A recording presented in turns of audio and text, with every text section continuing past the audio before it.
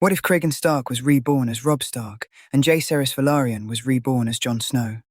Let's explore this alternate timeline together, in the video. The king comes north in the last golden days of summer, and Winterfell opens its gates to him. Robert Baratheon embraces his old friend, asks to be taken down among the dead, and comes back up asking for a hand.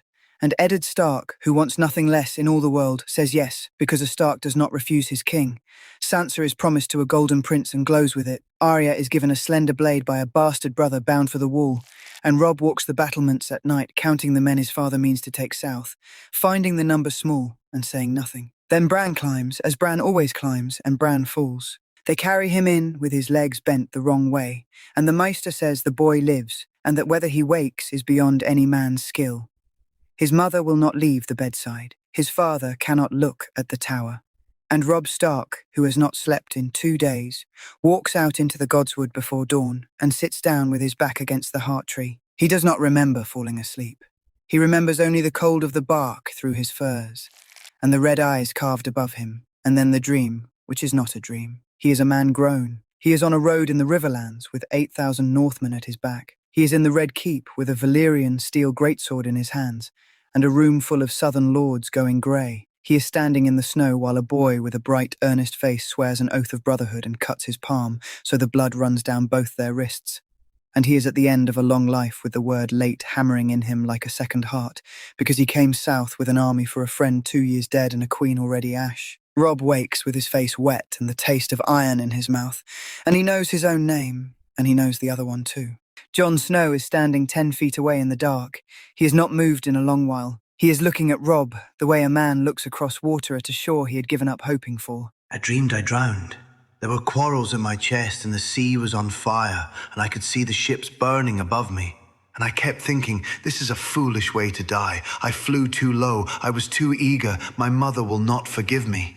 And then I woke up in a bed, in a castle I have not thought of in 168 years. And I could not stop shaking. Say my name. Which one, my lord? Because I have been sitting here since the second hour, trying to decide whether I am a madman or a ghost. And I would very much like it to be neither.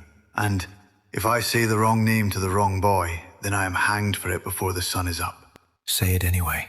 Cregan Stark, Lord of Winterfell, who took the Black Bull's share of a war he never got to fight, who fed me until I was sick and outdrank me twice, and told me the north would come when the harvest was in. And it did come, and I was not there to see it, because I fell into the gullet with crossbow bolts in me, and I never got to tell you that I meant every word of that back. Somewhere beyond the godswood, a guard stamps his feet against the cold. Robb gets up slowly and does not embrace him, because this body does not yet know how, but he takes Jon's forearm in the old way, wrist to wrist, and holds it. Prince Jacaerys. Lord Stark, God, you're a child. So are you. I am a bastard in a bastard's cloak, with a bag packed for the wall. And you are the heir to Winterfell, with a father who leaves for the capital in 4 days. And unless I have counted the years very badly indeed, we have both been given back the one thing nobody in all the histories has ever been given back, which is the chance to do it again, without being late. Then we won't be. They stay until the sky greys. Jon talks, because Jon always talked, and Robb listens, because Robb always listened. And between them, they lay out the shape of the world as it stands. Tell me the state of things, as a lord would tell it, plainly, and do not spare me, because I have spent the whole night learning that this castle has 3 fewer towers than I remember, and a Maester I have never met, and I would rather be frightened now than surprised later. Summer is ending. My father rides south to be hand to a king who is killing himself with drink. My brother is broken and may not wake. There is a queen in King's Landing who wants the North's neck under her heel, and I am 14. And your mother believes I pushed the boy off the tower. Or if she does not believe it yet, she will believe it by the end of the moon's turn.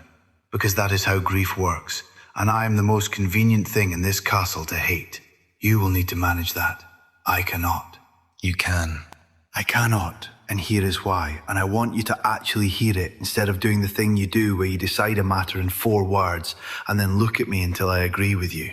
Every word I say to Lady Stark is a word from a bastard. She will hear the mother of my dead brother's murderer, not a man who was once a prince of Dragonstone. You are her son. You are the only voice in this castle she cannot dismiss. Then I'll use it. 2 nights later, a fire is set in the library tower, and while the castle runs shouting toward the smoke, a man in stinking rags comes for Bran Stark with a dagger of Valyrian steel. He does not get within 3 paces of the bed. 4 men have stood that door since the boy fell, and the direwolves are through it before Catelyn's scream has finished. They do not let him die. That is the change. Small as a hinge and heavy as a gate. The man goes into a cell beneath the first keep with a guard who is deaf in one ear, and for 3 days Robb goes down there himself. He has been in that cell 4 days, and he has told the same story 11 times without a word out of place, which either means it is true or means he was taught it by somebody far cleverer than the man who hired him. And I would very much like it to be the second thing, because the first thing means we have nothing. You were paid. I want the hand that paid you. He knows nothing worth the knowing. A blade handed to him in the winter town by a man he never saw twice, and an order to wait for a fire. On the 4th morning, Robb has him brought up into the yard, reads out what he did and to whom, and does the thing himself with his father's greatsword. Catelyn watches from the covered walk. She has not slept properly in a fortnight, and her hands are bandaged from the blade she caught, and she is looking at her son as though a stranger has been buried in him. You are 14 years old, and you have just killed a man in your father's yard, in front of his household, and you did not so much as flinch. And I want you to tell me where you learned to do that, because it was not in this castle, and it was not from me. And a mother knows the difference between a boy playing at lordship and something else entirely. The blade stays here, under lock. You do not carry it south. That dagger is the only thread I have. Valyrian steel is not common as cabbages, my son. Perhaps 4 men in the 7 kingdoms could tell me whose hand it came from, and every one of them is in King's Landing. And if I ride tonight with the tide from White Harbour, I can be there before your father has warmed the hand's chair. And leave Bran. She has no answer that satisfies her. He gives her none. The knife goes into a strongbox in the crypts. Catelyn Stark stays in Winterfell, and the shape of the coming war bends a hand's width the way a river bends around one stone. The night before the king's party rides south, Ned Stark calls his eldest son into the solar and finds his wife already there, and Jon Snow by the door like a man not certain he should have come. Say it. You've been trying to for 4 days. Don't go. I gave my word. You gave it to a man who will be dead within the year, and the ones who kill him will not care whose word you gave. Father, listen to me for the length of a candle, and then send me away if you like. The Queen's children are not the King's. You will find that out. Everyone who has ever found it out has died of it. Jon Arryn found it out. Robb, that is a terrible thing to say aloud in a room with a door in it. And I do not know where you have got it from, and I am half-minded to have you whipped for it. But I have thought it too. I have thought it since Lisa's letter came. And I have thought it every hour since a man came into my son's bedchamber with a knife worth more than this castle. And I will not sit here and be told by my own son the thing I have been too frightened to say to my husband. I am the King's hand. I will find the truth of it and I will tell him. Then you will die, my lord. And forgive me, because I have never in my life spoken to you like this, and I will not do it again. But a man does not walk into a nest of them and announce what he has found. He gets his people out first. He puts his hand on the gold and the gates and the guards, and only when there is nowhere left for them to run does he say the thing aloud. If you say it first, you have given away the only advantage you will ever hold, and they will not even need to be clever to finish you. You've grown a strange tongue, boy. I have grown a frightened one. Ned Stark looks at them a long moment. The son speaking like a lord 3 times his age, the bastard speaking like a courtier, and something in his face closes over. He is not a stupid man. He simply cannot be moved off a promise. Then take terms. Name them. 300 men, not 50. Northmen. No guard the crown gives you, no household the crown pays. Jory keeps the doors. Sansa and Arya sleep behind 2 of our own. Every night they are in that city. That is a war party, Robb, not a hand's escort. And every lord between here and the Blackwater will count them and write to somebody about it. And your father will arrive in King's Landing looking exactly like a northern lord who does not trust his king. Which he is. But there is a great difference between being a thing and being seen to be a thing. Let them see it. 200. And the girls stay near me. And when you write, if there is trouble, you will write that the winter town needs its granaries counted. Nothing else. Not a word more. And when I read it, I will not wait for a second letter, and I will not send to ask what you meant. And you will not be angry with me for what I do next. Agreed. And I would ask one more thing, my lord. And I know I have no standing to ask it. And I would rather ask it in front of Lady Stark than behind her back. I would like to not take the black. The silence goes on long enough to hear the fire. Of course you would. You have waited until the horses are saddled and his lordship's mind is on the road. And now you stand there with your eyes down and your voice soft and ask to remain in the castle where my son lies broken. In the same year that a knife came for him, and you expect me to say nothing, because saying it would make me the cruel one. You may say it. I would rather you said it than thought it. Then I will say it plainly, since we have all agreed to be plain tonight. There are 5 children of this house, and one of them is not. And I have borne that under this roof for 15 years, and I have never once been asked whether I could. If you go to the wall, you go to honor, and no man alive would call it exile. And I would light a candle for you every year of your life. If you stay, you are a bastard of Winterfell, with a sword and a claim, standing behind a boy who cannot walk. Then I will settle the claim tonight, before the heart tree, in front of whatever witnesses you care to call, and you may write the words yourself, and I will say them exactly as you write them. I will swear that I will never hold Winterfell, nor seek it, nor accept it if it is offered, nor father a child who might. I will swear that if the North is ever put into my hands, I will put it into your sons. And I will swear it before the old gods, where oaths do not come loose, because I have seen what happens to a house when men swear in a sect and mean it only until it costs them something. He'll swear it. Cat. Let him swear it, and let him understand that I will remember every word. I would expect nothing else, my lady. He swears it that night in the black water and the red leaves, with Lady Stark standing witness, and the words are hers, every one of them. Robb does not say what he is thinking, that he has stood in this exact place with this exact person, and heard him swear something else, and that the last oath held past death. Ned Stark rides south 4 days later with 200 Northmen at his back. It is more than he should have taken, and fewer than his son wanted, and it will not be enough. Bran wakes 11 days after his father rides out. He will not walk again.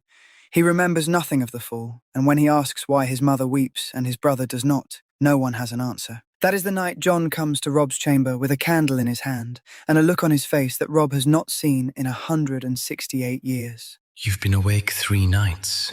You told me the hot springs still run under the castle, under everything, that the walls are warm on the lowest levels and the ground never freezes even at the deep of winter, and that it has always been so, since before there was a Stark to write it down. It's so. Then I want you to come down to the crypts with me tonight, and I want you to bring no one, and I want you to not ask me what we are looking for until we are standing in front of it. Because if I say it aloud in this room, and I am wrong, that I will have to live with having said it. Bring the wolf. They go down with 2 torches and a direwolf between them, past the iron gate and along the first level, and down again and again. Robb walks it like a man crossing his own hall in the dark. Jon walks it like a man on a road he travelled once and never expected to see again. They pass 100 lords. Then Robb stops before a figure seated in a niche with a longsword across its knees, and a face carved by a man who never met him, and stands there a long while, and Jon holds the torch up and says nothing. Is that? It's a bad likeness. It is a very bad likeness. He has your chin, though, or you have his, and I cannot make the sentence come out right in any order. Gods be good, Cregan. There is a sword across your lap to keep your ghost in the ground, and here you are, walking past it with a torch, and I do not think anyone has ever done a thing like this in the whole history of the world. The stone's wrong. I was taller. Everybody is taller in their own memory. Come on, lower. There was a stair down and to the right, past where the wall sweats, and if my legs remember it better than my head does, I will not be surprised, because I only ever came down here once, and I was very drunk and very young, and you had told me a story about the kings of winter, and I wanted to see if it was true. Below the 4th level, the stair narrows and the air changes. It comes up warm out of the black, wet and mineral, and the stone underfoot is smooth where water has run for 10,000 years. There are no tombs here, and no dust, because nothing dry enough to be dust has ever settled in this place. Nothing's buried this deep. Nobody comes down here. Jon finds the crack in the wall by feel. He crouches and reaches through and goes very still. Bring the light. Bring it here and hold it low, and do not say anything at all for a moment. They are in a hollow no bigger than a horse stall, with the spring water running a hand's width beneath the floor. There is a heap of broken shell in the corner, grey and thin as slate, and on a shelf above the water, half sunk in mineral crust, there are 3 eggs. 2 are the colour of old ash. 1 is black and red, and when Jon lifts it out with both hands, the crust cracks away in flakes, and the shell beneath is not cold. Say it now. Vermax nested. Everyone laughed about it, and a fool wrote it down, and no scholar has believed it in 150 years, and I did not believe it either. I only knew that he would not come out of these crypts for a day and a half, and that he was calmer here than he had been anywhere since we left the Gullet coast, and I put it down to the warmth. Are they alive? The 2 grey ones are stone. I have handled stone eggs, and I have handled the other kind, and there is no mistaking it once you have. This one is not stone. This one is warm, and it should not be, because that spring is warm, and this shelf is not, and I have been holding it long enough now that my hands should have cooled it, and they have not. Then it hatches. Then it might hatch in a year, or 10 years, or never, and I want you to hear the difference, because it matters. My grandsire put eggs in cradles, and they hatched because there was a dragon in the room to warn them, and a bloodline in the cot that the shell knew. Nobody understands it. The Maesters will tell you it is heat, and the Septons will tell you it is blood. And the truth is that the last 3 men who thought they had the trick of it are dead, and one of them was my mother's father. Then we tell no one. No one at all. Not your lady mother, not the Maester, not the Greyjoy boy, and not, Robb, look at me, not in a letter. Not ever in a letter. If a raven carries the word dragon out of this castle, then the crown will burn the north flat to get down these stairs, and they will not need a reason beyond that word. It goes back on the shelf. Agreed. It stays where it has been safe for 150 years, and we come down once a moon's turn to look at it, like a pair of superstitious old women, and we say nothing, and we plan as if it does not exist. Because if we plan as though it does, we will start making the exact mistakes that killed everyone I ever loved. They put the egg back on its shelf in the warm dark, and they go up, and by the next morning, the north is being run by a boy of 14, who behaves like nothing anyone has ever seen. Harvest comes in early. All of it. Every lord in this kingdom will write you a letter about that, and half of them will be right, because the grain is not ready, and you will lose a portion of it to rot in the sacks. And you should do it anyway, and here's the argument you give them, because you will need one. A Stark who brings in a poor harvest a moon early still eats in the spring. A Stark who brings in a fine harvest a moon late feeds it to an army camped in his fields. Salt and Stone, Winterfell, White Harbour, Baratheon. And Lord Manderley will write asking why, and you will answer him in 9 words, because that is what you do. And he will have men digging granaries inside a fortnight. That man has spent his whole life waiting for somebody in this castle to think 3 moves ahead of him. 100 men to the wall. Oats, wool, iron, and a letter.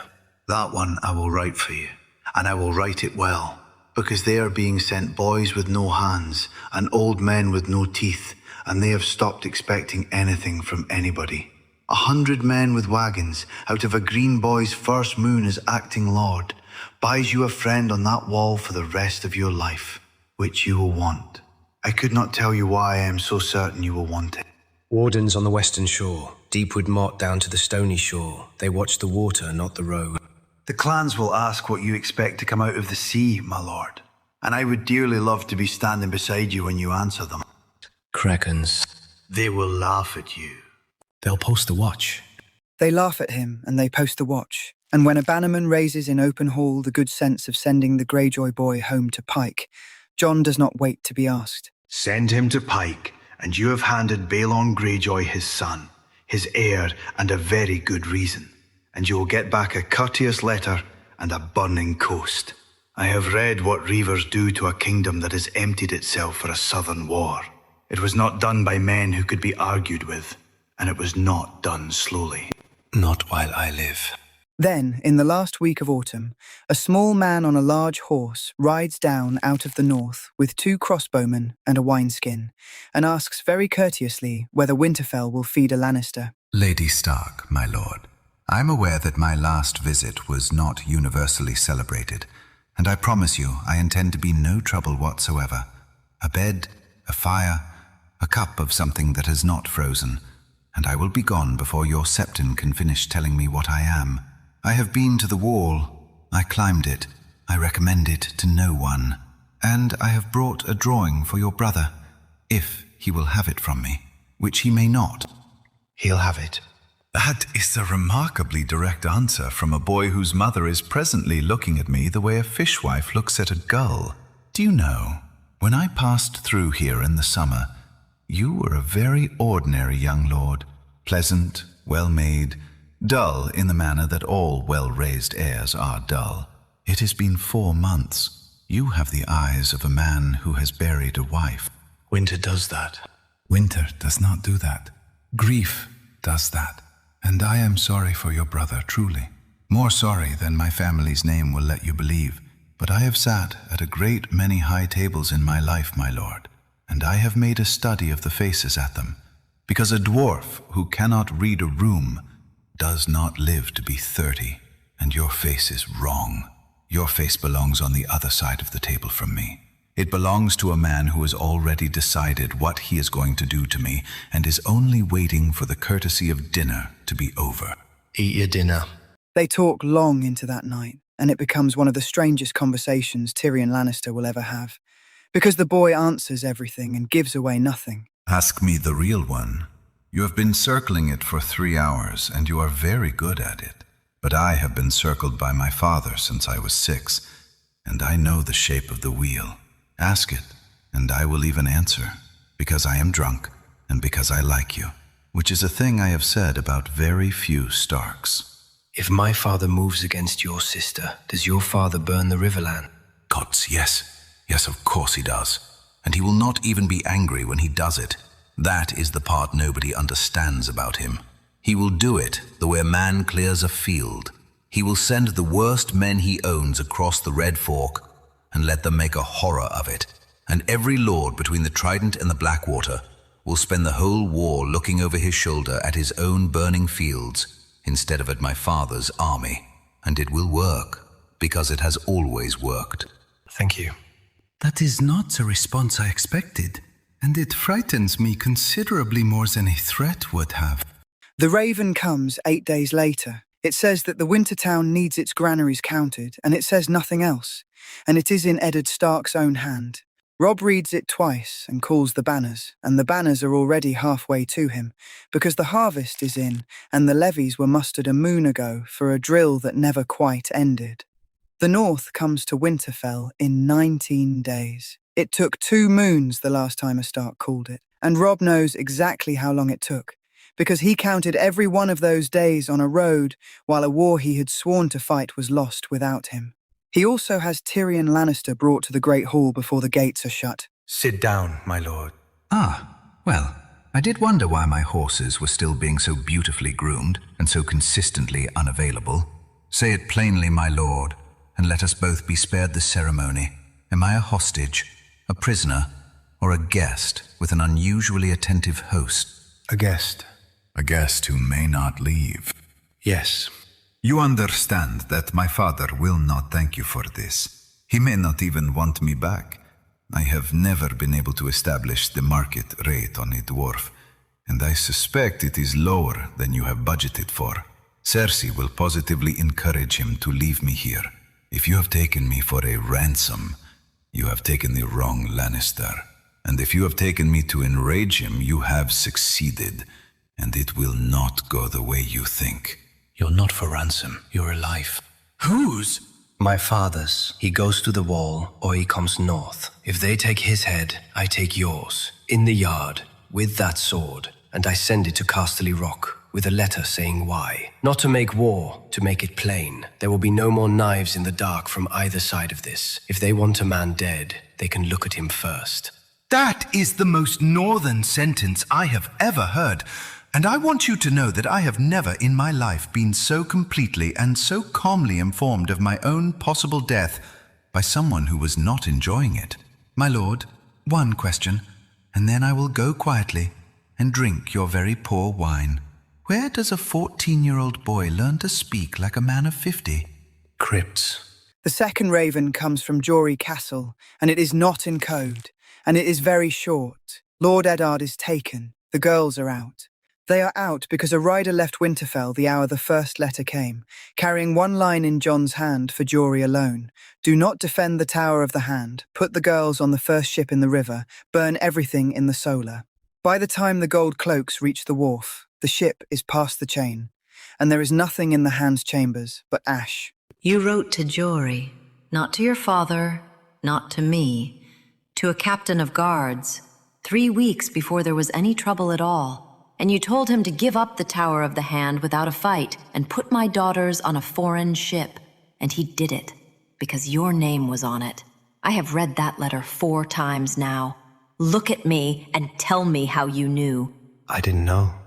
Do not do that. Do not give me 4 words and a flat face. I am about to bury a husband.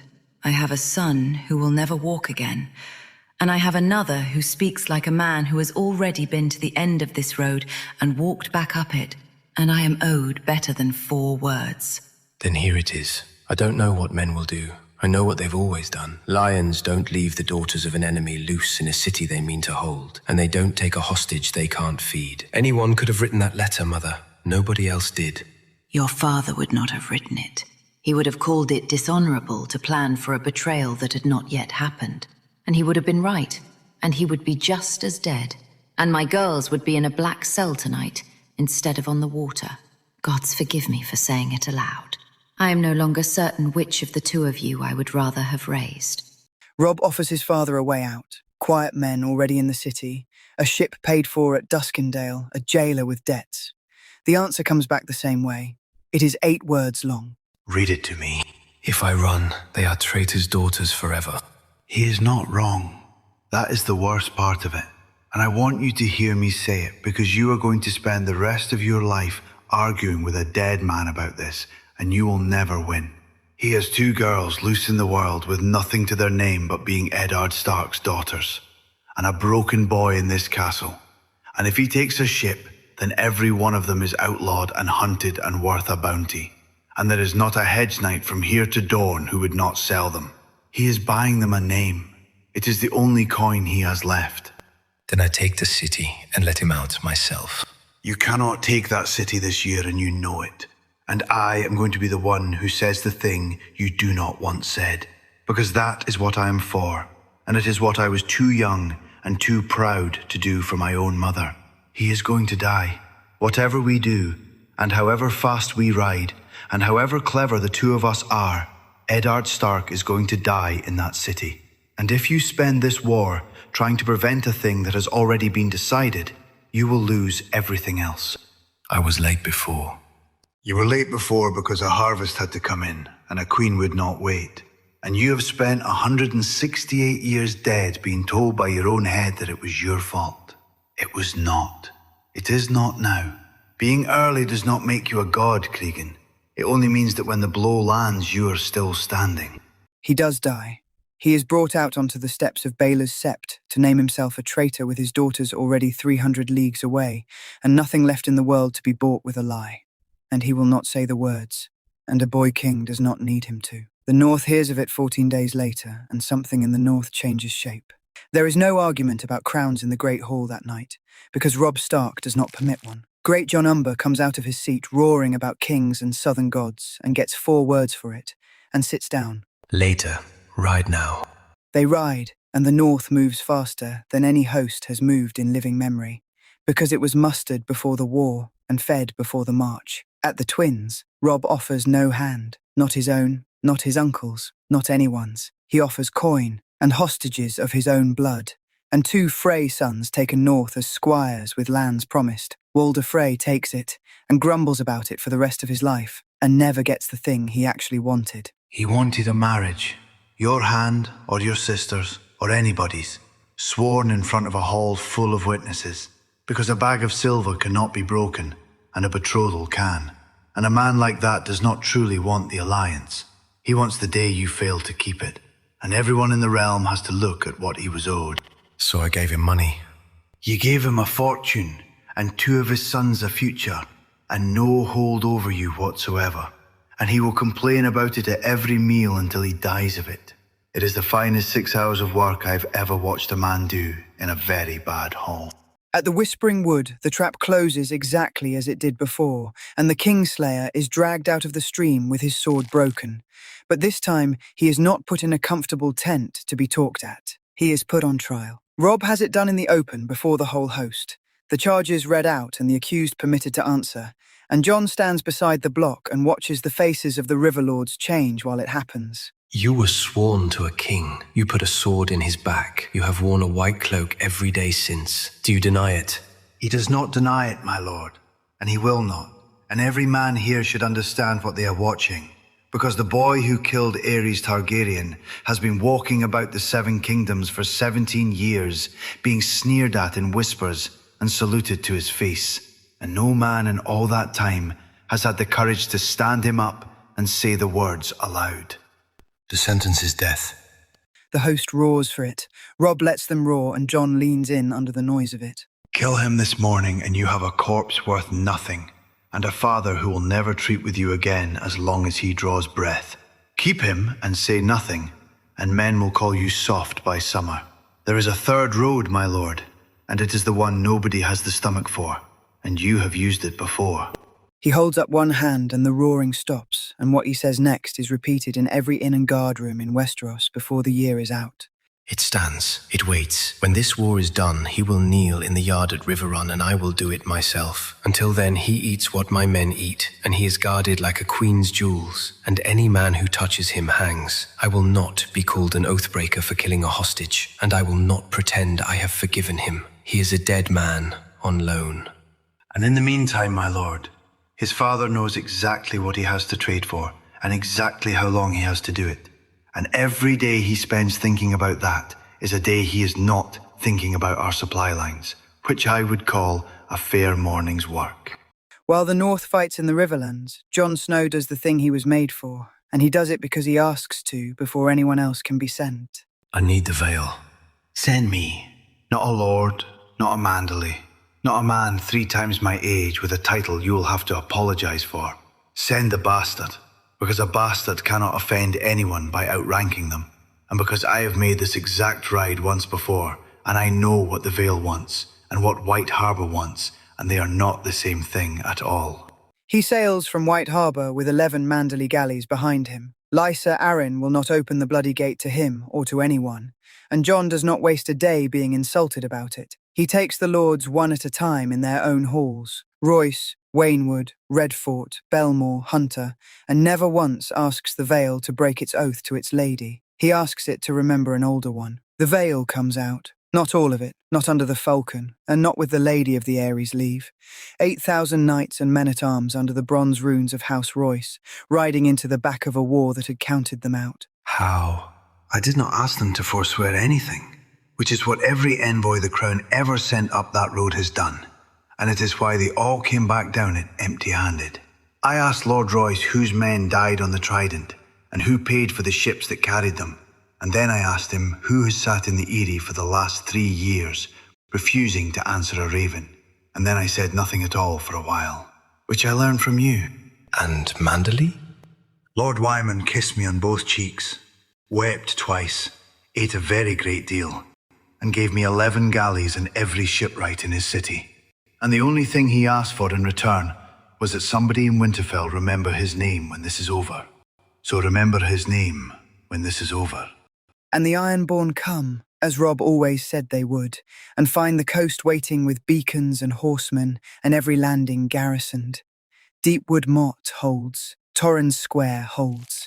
Balon Greyjoy loses a third of his fighting strength on beaches he was promised were empty. The egg hatches on a night that nobody plans. It is after the Green Fork, when the northern dead are being laid on pyres, because Northmen burn their own in the field. Jon has taken a lance through the shoulder and been told to sit down. He has the egg in his saddlebag and has had it since Winterfell and has never told a living soul. He will say afterwards that his hands were cold. Robb finds him at the third hour with his arm bleeding through the bandage and his eyes fixed on the coals, and does not ask, and sits down, and the two of them wait. You carried it.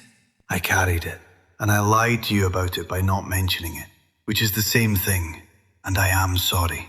And I would do it again, because I did not trust that castle to stand, and I did not trust myself to be told where it was and not go back for it. And there is no honest version of what I did. So let us have the dishonest one out in the open. Good. Good?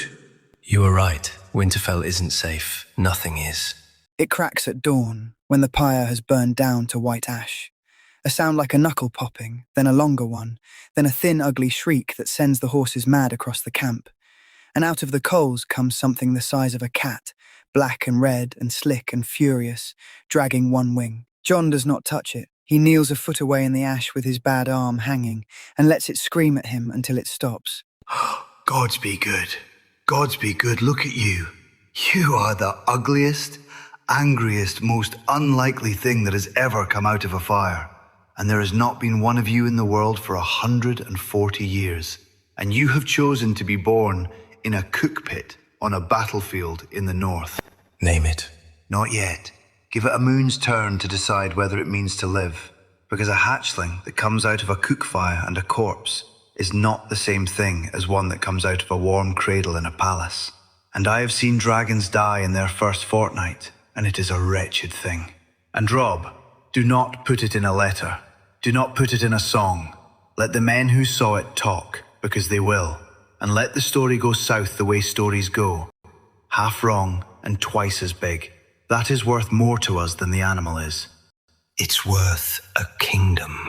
It is worth exactly one small angry lizard that cannot yet carry a saddlebag, and the fear of it is worth a kingdom. And those are different things, and the first man in my family to confuse them lost half a continent. It is the Maester at Riverrun who finally hands them the other thing, 3 moons later, in a sealed packet that Eddard Stark left with Lewin at Winterfell, to be opened only if he did not come home. Robb reads it alone. Then he sends for Jon and reads it to him aloud, and when he is done, neither of them says anything for a long time. Sit down, bar the door. Say it again. Lyanna's son, Rhaegar's, wed in dawn before witnesses.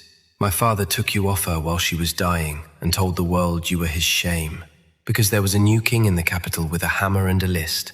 So my aunt is a girl in a tent across the narrow sea, and my grandsire burned men alive in the room where I was going to be born.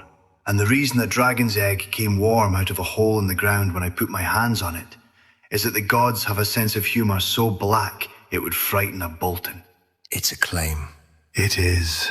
Better than the boy on the throne, better than the brother at Dragonstone. If I say it in the hall tonight, 10,000 Northmen and 8,000 Vale Knights kneel to you before the fires are banked, and the River Lords go with them, because they will follow anything that beats a Lannister. No. Say why, and say it properly, because you owe me that. Because I have already done this. I stood behind a claim that was better than everyone else's, and it was better, and it was true, and every man who ever explained to me why it was true is dead. And so is the boy who explained it. And so are 2 of my brothers, and my mother, and every dragon in the world. A better claim is not a good thing, Cregan. It is only a longer war. I swore before your heart tree that I would never hold Winterfell, and I have kept it. And I will swear this too.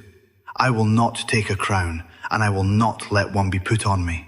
And if you try it, I will get on a horse, and I will go north, and you will not find me. Then what do you want? I want the North out. I want the boy on that throne to be somebody else's problem forever. I want your name on a treaty and mine nowhere on it. And I want to be the man who stands at your shoulder and tells you when you are about to do something magnificently stupid. which is what I was for the first time, and I died before I got to do any of it. That's a small thing to ask. It is the only thing I have ever wanted, and I have never once been offered it.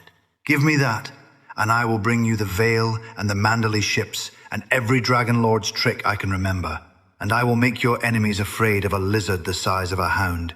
And when we are old men, I will still be standing behind that chair being tiresome about your grain stores.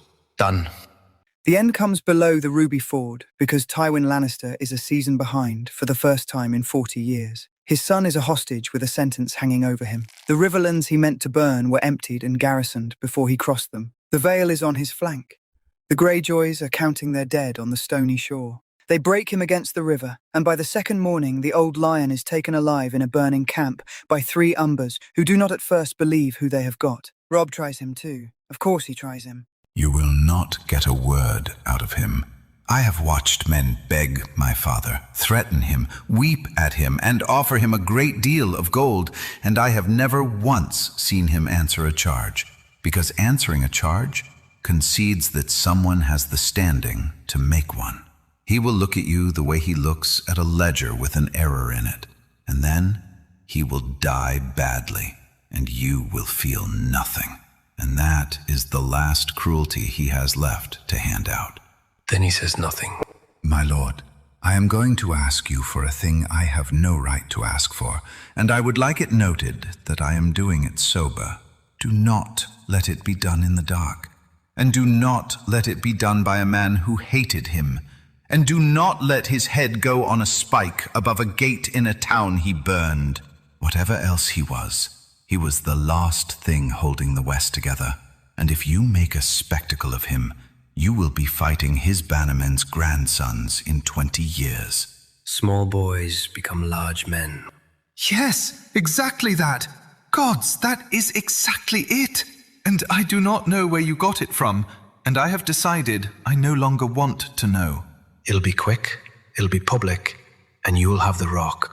You are going to make me Lord of Casterly Rock. Me? Do you have the faintest idea what my family will... Your family is a hostage, a widow and a boy. Take it. It is done in the yard at River Run on a grey morning. The charge is read and no answer given, and Robb Stark swings the great sword once and walks away. The Kingslayer goes to the same block within the hour, and the 2 of them go into the same fire. The peace is written before winter closes the King's Road. Tyrion Lannister signs for the West, and the Boy King's Council signs because the crown's debt is held by men who have gone very quiet. There is a king in the north again for the first time in 300 years, and his crown is plain bronze and iron with no jewels in it. Jon Snow signs nothing. He stands at the king's right hand in a grey cloak, with a name half the realm whispers and no title any man can prove. And behind him, on a shipwright's perch, sits a black and red thing the size of a hunting dog. On the last night before they ride north, the 2 of them walk out into the godswood at River Run, which is only a garden with no heart tree in it, and Robb cuts his palm anyway, and Jon cuts his. Say the words. You said them the first time, and I have had 168 years to be sorry that I never heard the end of them. Ice and fire, sworn brothers, no third thing between us. No third thing. And this time, my lord, neither of us is going to be late. No. They ride north the next morning, with the wind behind them, and somewhere far above the King's Road, something small and black turns a slow circle over the column and screams once, and the men look up and grin and keep marching. That's my view of this alternate timeline. Westeros is a land filled with exciting stories and endless possibilities, and we are here to uncover them with you. If you want to accompany us on this journey across the 7 kingdoms and beyond, then please like, share, and subscribe to our channel.